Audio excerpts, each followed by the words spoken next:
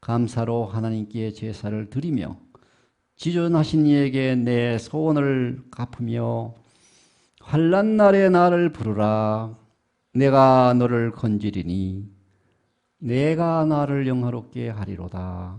달봇이란 분은 말하기를 생애를 돌이켜보건대 내 생애의 가장 어두웠던 시간들이 주님이 나를 더 곱게 하는 시간이었다 라고 말했습니다.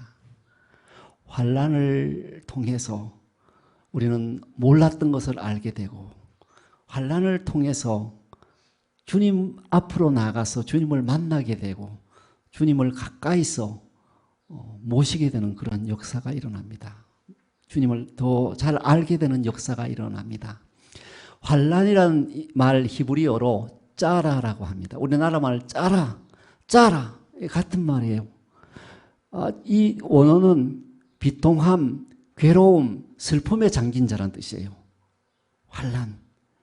예, 우리가 어떤 역경들이, 어떤 일들이 우리의 막 목을 짜고 쪼이고 하면은 우리가 괴로워하잖아요. 우리가 환난 중에 있게 되는 것입니다. 대적절을 만나 역경 속에 있고 고뇌 속에 신음할 수가 있습니다. 저희 집 앞에 선인장이 있습니다. 선인장에 가시가 많지만 어떻게 그 선인장이 어찌 그렇게 아름다운지 볼 때마다 신기하다. 사막에 피는 그 선인장이지만 이렇게 하나님의 아름다운 꽃을 피우게 하시는구나. 그렇게 늘 신기하게 생각하고 있는데 어제 저녁 석양이 질 때쯤 봤더니 그 꽃이 시들어가지고 다 떨어질 것 같아요. 이 인생도 이 선인장과 같다. 그 가시가 많고 그 괴로움이 많고 그 영광이라는 것은 잠깐이에요. 젊었을 때 그 아름다움이라는 것도 잠깐이잖아요. 빨리 시들어 버려요. 그 어떤 때는 그 가시가 우리의 몸을 찔러요. 어떤 죄책감의 가시, 어떤 죄의 가시, 허물의 가시가 내 인생을 돌아봐도 자꾸 나를 찔러요. 내 인생이 선인장 같구나. 예, 근데 선인장의 좋은 점 하나는 이 선인장, 아기 선인장이 선인장, 어미 선인장에서 나왔는데 거기 또 붙어 있어요. 떨어지지 않고. 그 붙어 있는데 어떤 모습이냐면 어미 선인장이 동그란 보름달이면 자기도 보름달. 어미 선인장이 이렇게 달걀 같은 모양이면 자기도 달걀 같은 모양으로 똑같이 닮아가더라는 거예요. 그럼 우리는 하나님으로부터 나서 예수님 안에 있는데 그러면 예수님 안에서 붙어 있으면 살아나고 예수님 안에 있으면 나도 하나님을 예수님을 닮아가는 사람이 되겠구나. 그걸 알려주는 것 같아요.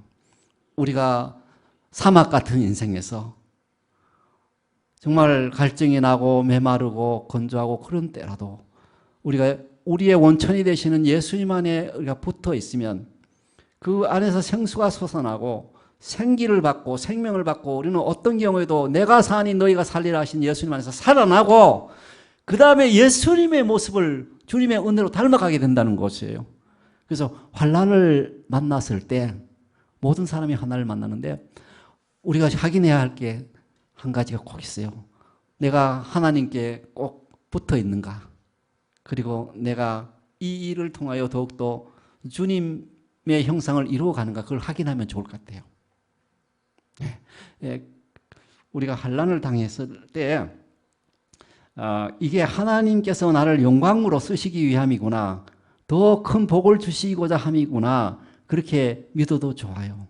찰스 스펄전은 말하기를 하늘에서 면류관을 쓴 자 중에 땅에서 가시관을 쓰지 않은 사람은 없다 라고 했어요. 우리가 아는 맹자는 말하기를 하늘이 어떤 사람에게 중대한 임무를 맡기려고 할 때는 반드시 그 사람의 정신을 괴롭게 하고 근육과 골을 줄이게 하고 생활을 공공하게 하고 그 다음에 하는 일이 모두 그의 의지와는 어긋나도록 한다. 보통 사람 들으면 미치고 환장할 짓이죠. 나의 의지와는 어긋나게 한다는 거예요. 그럴 때 하나님이 나를 영광스럽게 쓰시려나 보구나. 나를 그의 형상으로 더욱더 만드시려나 보구나. 그렇게 생각하면 믿음으로 생각하면 옳지요. 하나님은 그 백성을 어떤 때는 환란의 용광로 속에 넣어서 금을 정련하듯이 우리를 단련하시기도 하세요. 그래서 스가랴서 13장 9절에 보면 하나님 말씀하시기를 내가 그 3분의 1을 불 가운데에 던져 은같이 연단하며 금같이 시험할 것이라. 그들이 내 이름을 부르리니 내가 들을 것이며 나는 말하기를 이런 내 백성이라 할 것이고 그들은 말하기를 여호와는 내 하나님이라 하리라. 이렇게 환난을 만났을 때 하나님을 찾게 되니까 하나님을 알게 되고 하나님을 더 가까이서 관계할 수 있는 것입니다. 우리에게는 지금까지 알지 못했던 환난이 올 수가 있습니다. 그러면 감사한 자세로 준비할 필요가 있습니다. 저희 어머니가 이제 노인이시니까 88세가 되어 가는데 이제 얼마나 더 사실지 영원히 사시는 건 아니니까 언젠가는 떠나실 날이 있겠구나. 그 생각하면 제가 마음에 좀 준비를 하게 되잖아요. 갑자기 돌아가시면 제가 교회에 나서 설교도 못할 것이고 울고불고 할 것인데 미리 준비하고 있으면 그때 주님의 은혜 가운데 잘 일을 처리할 수가 있는 것이죠. 예, 이와 마찬가지로 욥은 자녀와 재산과 건강을 모두 잃었어요. 그때 그의 친구 엘리바스가 말해요. 욥, 옛날에는 네가 힘이 없는 사람에게 힘을 주고 넘어진 자에게 어떻게 서는 것을 가르쳐주고 어디 구역에 아픈 사람이 있으면 가서 기도해주고 너는 건강하게 잘 살았었는데 이제 네가 기도하던 그런 그 약한 부분들이 너에게 닥쳤구나. 그래서 그거 하는 말이 이거예요. 이제 욥기 4장 5절에 이제 이 일이 내게 이름에 내가 힘들어하고 이 일이 내게 닥침에 내가 놀라는구나. 이게 나무 일 같으면 별거 아닌데 근데 내일에 직접 닥치니까 놀라는구나. 이런 환란을 나는 그러면 뭐 그런 일이 없다. 그렇게 얘기할 수 있는 사람은 없는 거죠. 흙으로 지어진 인생 이 땅에 살면서 무력하고 절망적일 때가 많습니다. 불가항력적인 일이 일어납니다. 그러나 낙심하지 마십시오. 환난 날에 우리 하나님을 부르면 하나님이 응답하시고 건져주신다고 약속하셨습니다. 예. 그래서 독일 격언에 고난은 기도의 선생이다라는 말이 있습니다. 환난 중 주님께 기도하는 것은 그의 자녀된 우리의 의무예요. 국방의 의무, 세금의 의무가 있듯이 고난 중에 우리는 아버지께 기도하는 게 의무라는 거예요. 그러면 하나님이 주신 특권이 있는데 치료를 받는 거예요. 고함을 받는 겁니다. 그리고 하나님께 기도하는 것은 우리의 본성과 일치해요. 환난 가운데서 우리가 동정과 도움을 간절히 바라죠. 아이들이 본능적으로 그 어머니에게 달라붙어 울듯이 우리도 고난 중에 하나님, 아버지 나를 부르게 되는 거예요. 나를 도와주세요. 이게 우리의 본성과 일치하는 거예요. 이 의무는. 요즘은 제가 가끔 아침에 눈을 뜨면 저 산에 발로 올라가서 예수님 새벽 미명에 기도하셨다는데 나도 기도해야지 하고 산길을 찾을 때가 있습니다. 시편 77편 1절에 보면 내가 내 음성으로 하나님께 부르짖으리니 내 음성으로 하나님께 부르짖으면 내게 귀를 기울이시리로다 라고 할 수 있고요.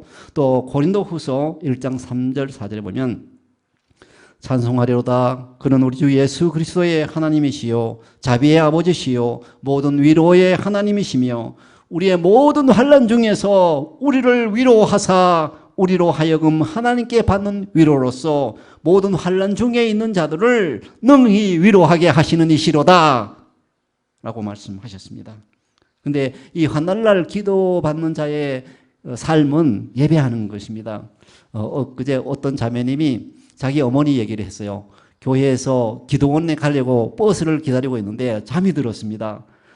잠을 자면서 꿈속에 자기 영이 몸을 벗어나 공중에 붕 떴는데 자기 몸을 보니 벌레가 버글버글 하더래요.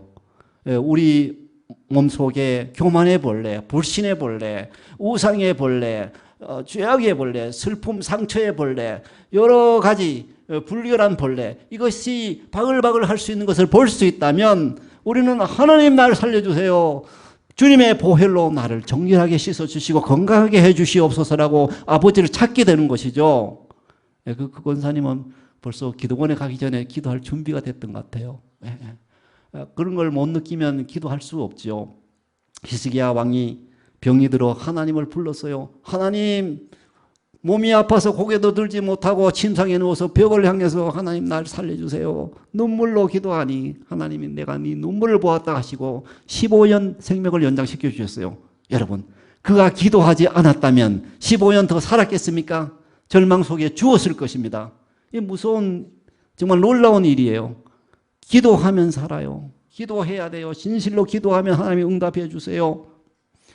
영혼이 잘 때야 범사가 잘 되고 강건해집니다. 우리의 영이 먼저 하나님을 인정하고 진실하게 예배하고 우리의 소원을 갚는 게 중요한 것입니다. 오늘 읽은 8절에 보면 나는 내 재물 때문에 너를 책망하지는 아니하리니 너의 번제가 항상 내 앞에 있음이로다 라고 했어요. 이 시편 기자는 항상 하나님께 예배를 드렸던 분이었어요. 우리가 하나님께 예물을 바칠 때 그 속에 내 마음을 넣어서 드려야 돼요. 그냥 형식적으로 드리면 그거는 큰 의미가 없어요. 갈라디아서 6장 7절 8절에 스스로 속이지 말라. 하나님은 만놀이 여김을 받지 아니하시나니 사람이 무엇으로 심든지 그대로 거두리라. 자기 육체를 위하여 심는 자는 육체로부터 썩어질 것을 거두고 성령을 위하여 심는 자는 성령으로부터 영생을 거두리라. 우리는 영적인 존재이기 때문에 우리가 음악도 듣고 예술도 감상하고 하나님을 찬양하고 그러잖아요. 영적인 존재이기 때문에 우리는 하나님을 인정하고 하나님을 예배해야 되고 성령을 따라 살아야 되죠. 항상 우리는 성령과 분리될 수 없는 겁니다.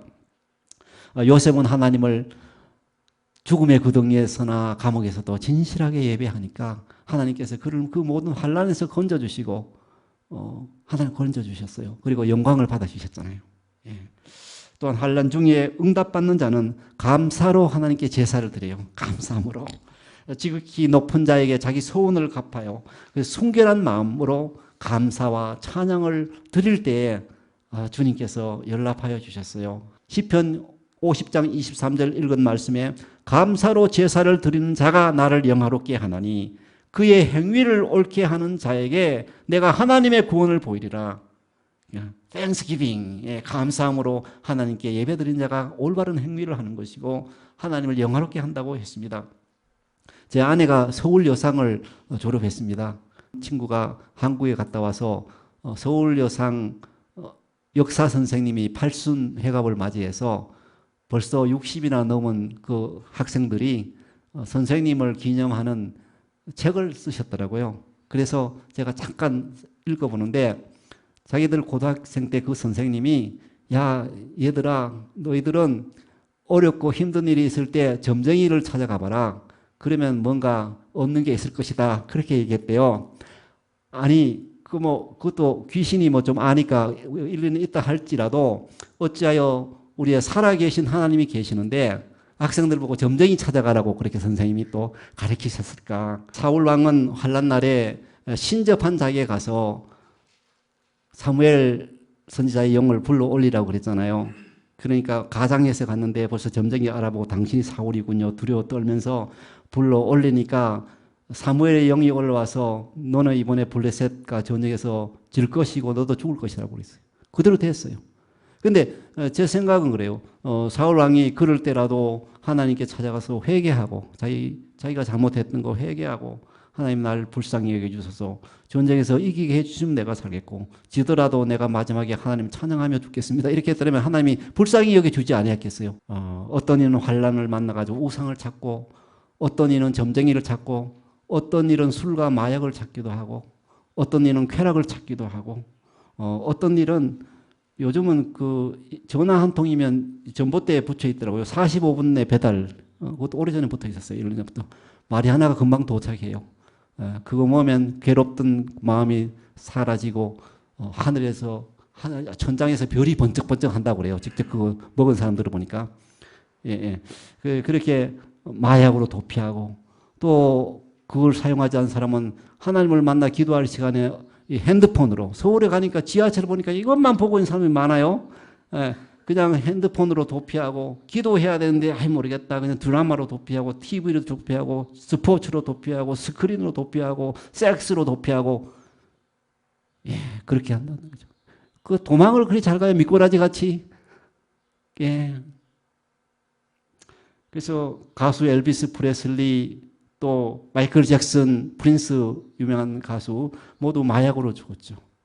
마이클 잭슨은 자기 간호원에게 죽기 전에 한 말이 뭐냐면 내 머리가 뜨겁다. 내 뇌가 뜨겁다. 그러니까 타임지에 그의 간호원이 아 마약이 그의 뇌를 쳤구나. 그렇게 했더라고요. 괴롭다고 술과 담배, 알코올과 니코틴 이런 거 보면 몸을 상하게 하는 거죠. 그 사람이 괴로우면 하나님을 찾아야 되는데 사람끼리 부르짖으면 싸움이 되고 폭력이 되고 살인이 되는 것 같아요. 하나님께 부르짖으면 살 걸 가지고 사람께 부르짖으니까 서로 죽이는 일도 일어나고 하나님께 나가 부르짖어야 하는 것이죠. 하나님의 자녀는 환난 날에 아버지 하나님 날 살려주세요라고 부르짖어야 합니다. 여러분 우리가 미국에 살면서 인종차별이며 무슨 여러 가지 차별이 많잖아요. 마이너리티 차별이며 이런 상황에서도 우리는 하나님께 나가 부르짖어야 돼요. 요새 선거철이라 나를 찍어주면 인종차별을 얻게 하고 그런 후보도 있습니다만 그것도 중요하지만 먼저 하나님께 부르짖어야 돼요. 그래 이길 수 있어요. 그리고 하나님의 말씀을 듣고 그 증거를 받아야 돼요. 오늘 읽은 말씀 7절에 보면 내 백성아 들을지어다 내가 말하리라. 여러분 우리가 궁금한 거 있으면 하나님께 들으면 하나님이 말씀해 주셔요. 몸을 통해서 말씀해 주시기도 하고요. 환경을 통해서 말씀해 주시기도 해요. 이스라엘아 내가 내게 증언하리라. 나는 하나님 곧 내 하나님이로다. 하나님의 증거를 받고 우리는 살아야 되겠어요. 그래서 오늘 읽은 중요한 말씀 15절에 환난 날에 나를 부르라. 내가 너를 건지리니 너가 나를 영화롭게 하리라. 예. 나는 하나님을 영화롭게 하기 위해서 살리라. 그게 우리 삶의 본연의 목적이잖아요. 의미고요. 그렇게 살아야 돼요. 이 의미는 뭐냐면 너가 나에게 정한 예배를 드릴 때 진실한 참된 예배를 드릴 때 그리고 만일 내가 환난 날에 나에게 부르짖으면 내가 너를 확실하게 구원할 것이다. 그리고 나는 너가 나를 영화롭게 할 기회를 줄 것이다. 이런 말이에요. 여러분 환난 날에 하나님께 부르짖을 때 우리 마음과 의지와 삶에서 하나님과 더 가까운 사귐을 가져오게 되는 것입니다. 그리하여 우리는 환난 가운데서 우리와 함께 하시고 환난에서 우리를 구하시며 환난을 우리의 선을 조성하는 데 선용하시는 하나님께 영광을 돌리는 것입니다. 시편 20편 1절에 환난 날에 여호와께서 내게 응답하시고 야곱의 하나님의 이름이 너를 높이 드시며 라고 말씀하셨습니다. 환난 날에 하나님이 우리를 도우십니다. 이사야서 43장 1, 2절에 이 말씀 이 말씀이 참 감명 깊은 것은 제가 처음으로 이 성경을 사서 엿가락 부르듯이 중간에 딱 펴는 구절이 이 구절이었어요. 고등학교 때 처음 이 구절인데 하나님 말씀이 이래요. 제가 낙동강 가다가 죽을 뻔할 때 누군가 나를 건져줬는데 물살에서 그 누군지 몰랐는데 9년 후에 성경을 사서 자취방에 고등학교 때 돌아와서 딱 성경을 펼 때 이 말씀이 있었어요.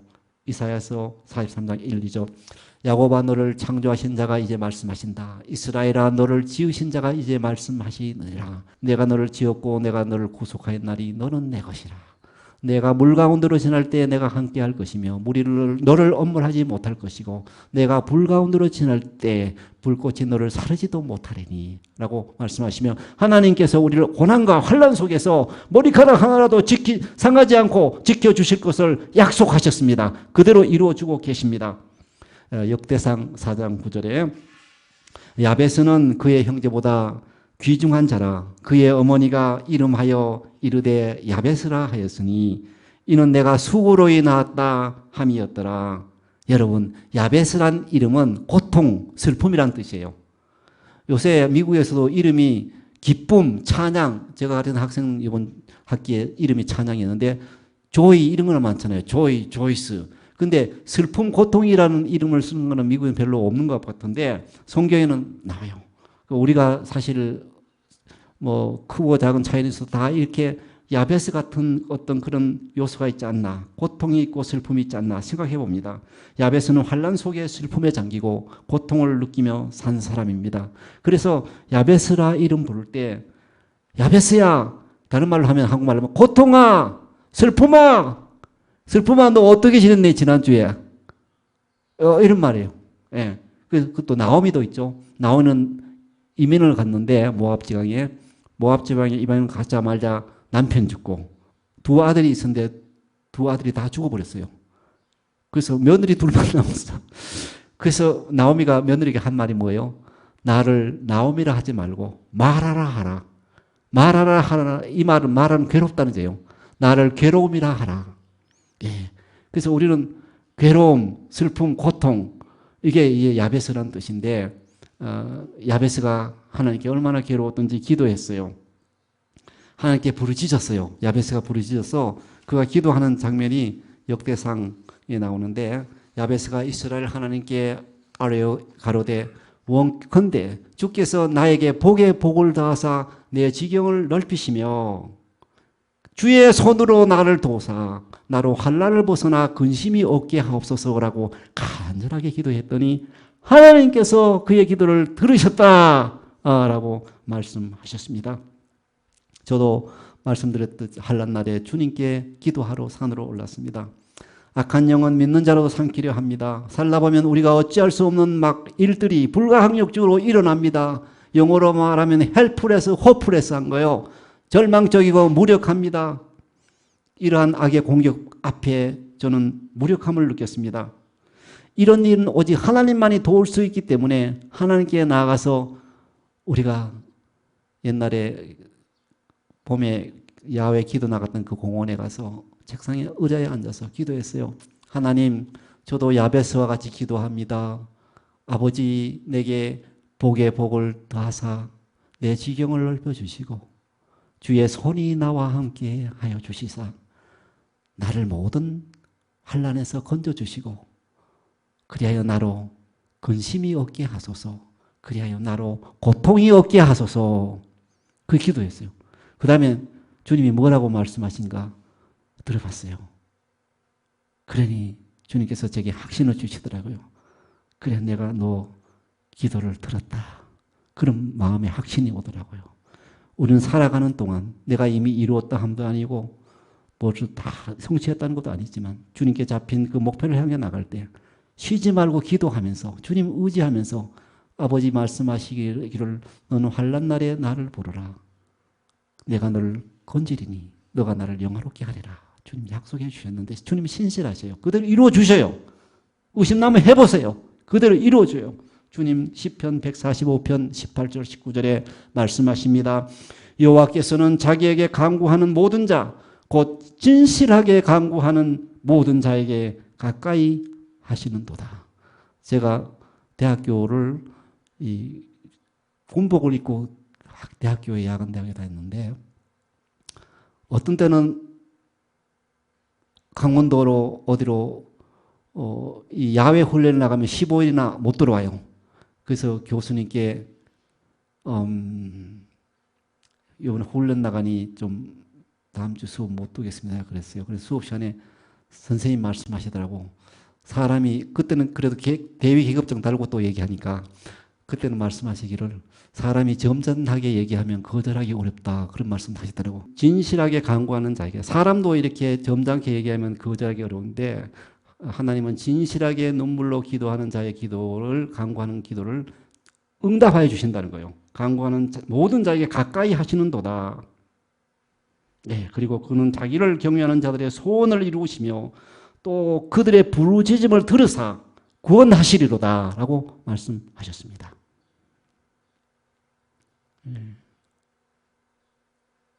방금 옆집에 고양이가 여기 앉았다가 예배드리고 그래서 기도하고 간 것 같아요. 고양이도 이렇게 예배드리려고 했는데 우리가 살아가면서 늘 우리의 사랑하는 아버지께 예배드리는 게 큰 기쁨이 아니겠어요? 예, 그렇게 환난 날에 나를 부르라 내가 너를 건지리니 너가 나를 영화롭게 하리라. 이렇게 하나님을 영화롭게 하며 천사들도 환호하는 그러한 사람들로 승리하며 우리 살아갑시다. 아멘.